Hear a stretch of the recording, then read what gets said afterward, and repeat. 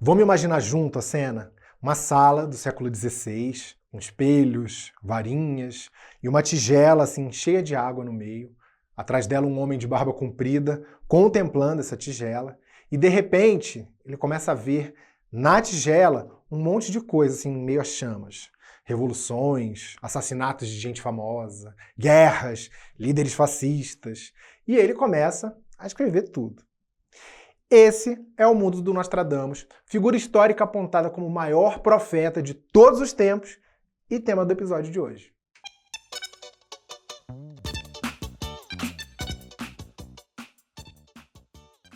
Está no ar o Aprenda, o programa que ensina coisas que você nem sabia que precisava saber, mas o Nostradamus sabia. Eu sou o Álvaro Leme, jornalista, professor, pesquisador, e eu sempre fiquei irritado porque as pessoas ficam resgatando o Nostradamus toda vez que acontece alguma desgraça no mundo. Não é nada contra ele, mas contra esse hábito aí. E você não precisa nem ser profeta para saber que antes de contar o que eu achei na pesquisa, eu vou sugerir o cupom ALVINO na Evino. Ele vai te dar 10% de desconto em todas as compras e você ainda ajuda a manter o Aprenda no ar. Recado transmitido. Hora de quê? De profecia. É comum as pessoas dizerem que Nostradamus previu a Revolução Francesa, a ascensão do Hitler, até a morte da princesa Diana, que aconteceu em 1997. Ele morreu em 1566 e já era um cara muito famoso.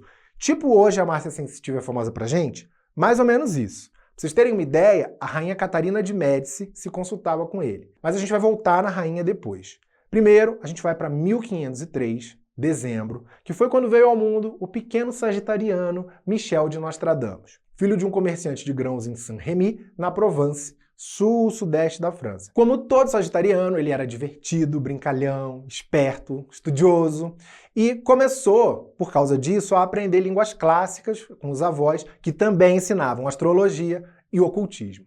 Cresceu, se formou em medicina na Universidade de Montpellier, também no sul da França. Isso a gente já está ali por volta de 1529 e começou a vagar pelo país oferecendo os serviços dele. Daí ele casou, teve 2 filhos, mas tanto a mulher quanto as crianças morreram de peste bubônica e a família da mulher processou ele, ficou indignada, pediu de volta o dinheiro do dote, porque eles não aceitavam que um médico não tivesse conseguido salvar a própria família. Daí ele precisou fugir, porque no processo começaram a surgir umas histórias aí de que ele tinha falado não sei o que da Virgem Maria, de demônio, um papo todo assim, o clima pesou e ele deu no pé. Uns 13 anos mais tarde, casou com uma viúva rica, ó, e ficou morando em outro lugar da Provence, até que em 1550 ele publicou o primeiro almanaque dele, que tinha ali 12 poemas, um para cada mês do ano, com previsões. Se isso parece com alguma revista que você leu hoje, é porque é parecido mesmo. Eu sempre falo para vocês que as coisas são muito mais antigas do que elas parecem. A gente acha que é uma coisa, oh meu Deus, que inovador, mas já existe há muitos séculos e esse é um dos casos. Essa publicação foi um sucesso, ele começou a fazer mais e mais almanaques e assim nasce uma estrela, como diria Lady Gaga. Com essas publicações, ele acabou largando a medicina, abraçou de vez a vida de adivinho e formou uma clientela rica e poderosa que vinha de Paris para Provence, como eu falei, era ali no sul-sudeste da França, para se consultar com ele. Até que em determinado momento ele lançou a maior obra dele, que foram as Centúrias. O que eram essas Centúrias? Eram 10 volumes, 10 livros, cada um com 100 poemas de 4 linhas, que foram publicados a partir de 1555. Esses textos chegaram à mão de quem?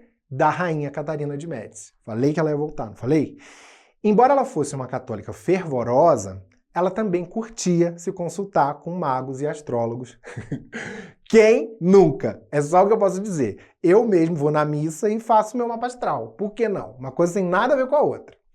Acontece que a rainha enxergou ali num dos textos uma previsão sobre a morte do próprio marido dela, o rei Henrique II. E ele acabou morrendo do jeito que dizia o poema. Aí não teve mais quem segurasse a fama do Nostradamus. Ali a coisa já estava subindo, subiu mais ainda. Só que o que acontece? Os textos dele eram muito sutis, eram cheios de subterfúgios para ludibriar a Inquisição.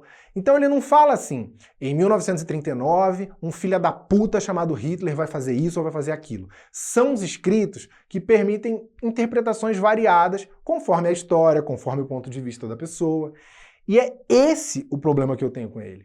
porque dá para associar um monte de contexto diferente de acordo com a intenção da pessoa. Nostradamus morreu em 1566, aos 62 anos, vítima de problemas coronários. A saúde dele já não estava 100%, ele tinha gota, tinha artrite, e diz a lenda que ele previu a própria morte. A obra dele começou a ser reeditada a partir de 1568, e desde então a fama dele foi só se multiplicando. De qualquer maneira, a gente acreditando ou não nas previsões, o fato é que esse homem que morreu há 458 anos, fiz a conta aqui de cabeça rapidinho, foi realmente alguém excepcional, tanto que rende assunto, rende pauta, rende mídia até hoje. Agora eu quero saber de você. Você acredita nas profecias de Nostradamus? Conta aí nos comentários qual é a sua opinião sobre esse homem tão misterioso. Eu volto a qualquer momento com mais coisas que você nem sabia que precisava saber.